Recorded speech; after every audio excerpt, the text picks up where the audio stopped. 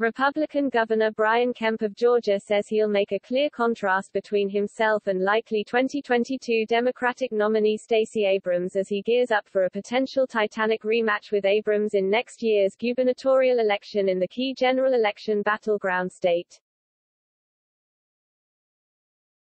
And Kemp, who is facing the wrath of Donald Trump as the former president aims to support a Republican primary challenger to oust the governor next year, says he's not taking anything for granted in a primary or general election but promises that nobody's going to outwork me.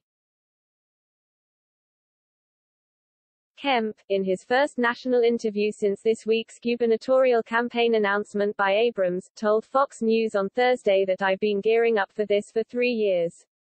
And he described the looming rematch with Abrams as a fight for the soul of our state, again.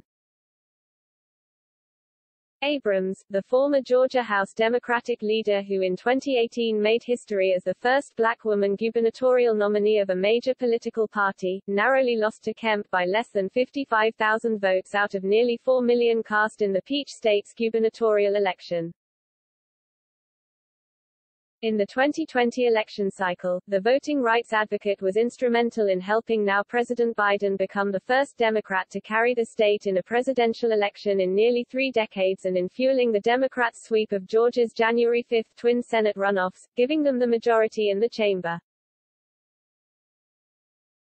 Looking ahead to next year's campaign, the governor spotlighted a clear contrast between Abrams and what he called the conservative leadership that I've provided, keeping our economy open, keeping our schools open, keeping our churches open, standing with law enforcement. Kemp, who was one of the first governors to reopen last year after the coronavirus pandemic swept the nation, also took aim at the Biden administration's record in office, arguing that nobody likes the federal overreach that we're seeing and all the things that are coming along with it.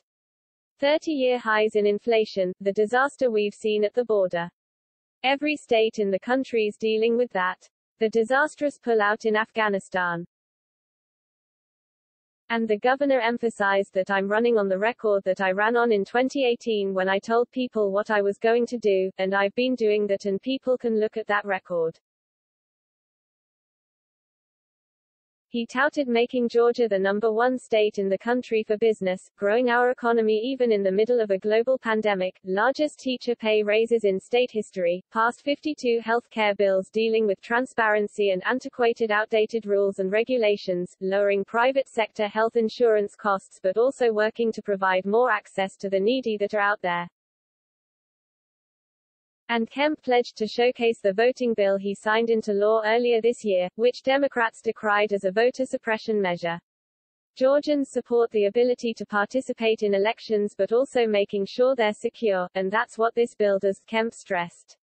He highlighted the voter ID requirement on absentee ballots, the securing of drop boxes, continuous counting on election night, and allowing counties to add additional days for weekend voting.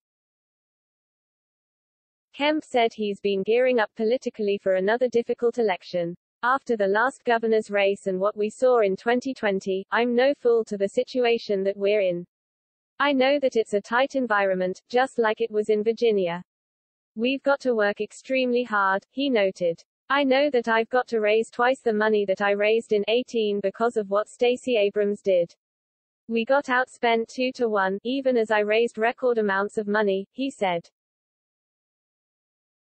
Touting his impressive war chest, Kemp said, I had a record first quarter fundraising for a Republican governor in our state.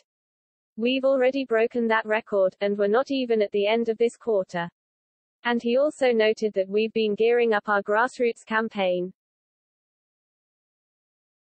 While Abrams isn't expected to face any serious competition for the Democratic gubernatorial nomination, Kemp remains at the top of Trump's list of GOP enemies. Trump's vowed to return to Georgia to campaign against Kemp to punish his one-time ally for following his constitutional duties by refusing to help the then-president's efforts last year to overturn the election results in Georgia when Biden edged Trump by a razor-thin margin.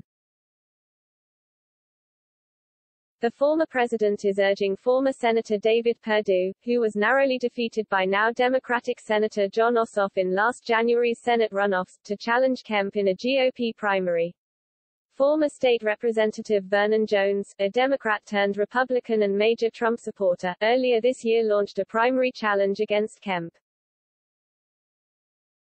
But the Republican Governors Association (RGA) is firmly backing Kemp, highlighting that over the past 4 years, Governor Kemp has exhibited courageous leadership for Georgians and guided his state through a turbulent time.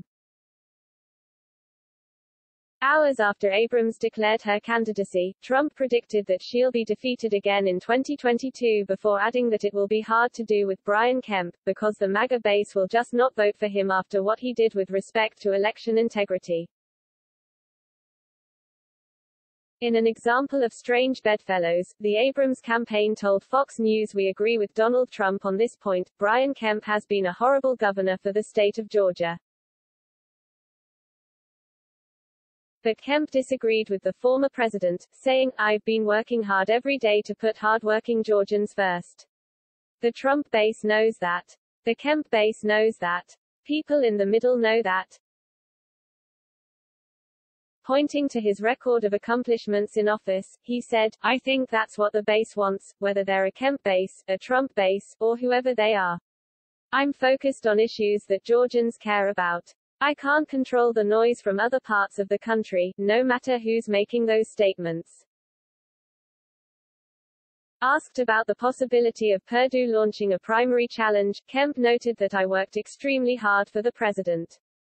I worked extremely hard for David Perdue and Senator Loeffler and the rest of the Republican ticket all the way down to local races. I did over 80 political events for the Republican Party and Republican candidates all over the state to help us in 2020. Obviously we weren't successful even though we had a good night with our legislative candidates." And he said that David's told me he was going to support my campaign for governor. "Until something happens otherwise, I'm going to keep doing what I'm doing. I can't control who may be getting in the race."